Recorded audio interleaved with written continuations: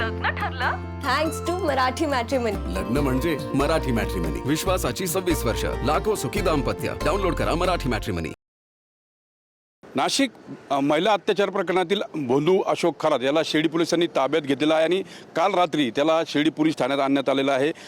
भोंदू अशोक खरात विरुद्ध शिर्डीमध्ये जमीन फसवणूक आणि अवैध सावकारकीचा गुन्हा जो आहे तो दाखल आहे आणि त्याच अनुषंगाने तपासासाठी शिर्डी पोलिसांनी त्याला ताब्यात घेतलेला आहे. शिर्डीतील या गुन्ह्यामध्ये जवळपास 5 आरोपी आहेत. त्यामध्ये भोंदू अशोक खरात, त्याची पत्नी कल्पना खरात यासह अरविंद बावके, किरण सोनवणे आणि तांबे असे 5 जे आरोपी आहेत ते मुख्यत्वे आहे. आणि त्यामुळे अशोक खरातकडून या तपासकामी आता आणखीन पोलिसांना काय धागेदोरे मिळतात यासाठी त्याला ताब्यात घेण्यात आलेलं आहे. अरविंद बावके आणि किरण सोनवणे हे अगोदरच पोलिसांच्या अटकेत होते. त्यांना जवळपास 14 दिवस पोलीस कस्टडी देखील मिळाली. आता अशोक खरातला आणल्यानंतर समोरासमोर जे समता पतसंस्थेतले जे खाते आहेत ते कशा पद्धतीने उघडण्यात आले आणि जमीन फसवणूक प्रकरणात त्याने कशा पद्धतीने जे डावपेच होते ते आखले याबाबत आता शिर्डी पोलीस तपास करणार आहेत.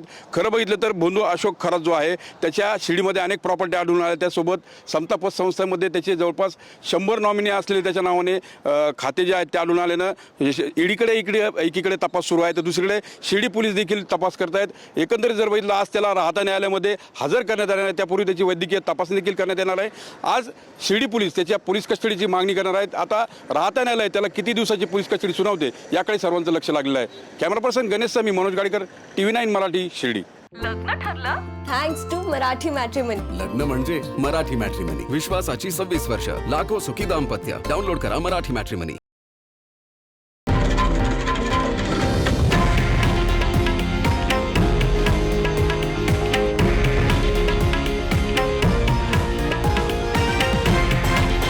हे आहे देशातील नंबर 1 न्यूज नेटवर्क आणि आपण पाहत आहात TV9 मराठी, एकमेव.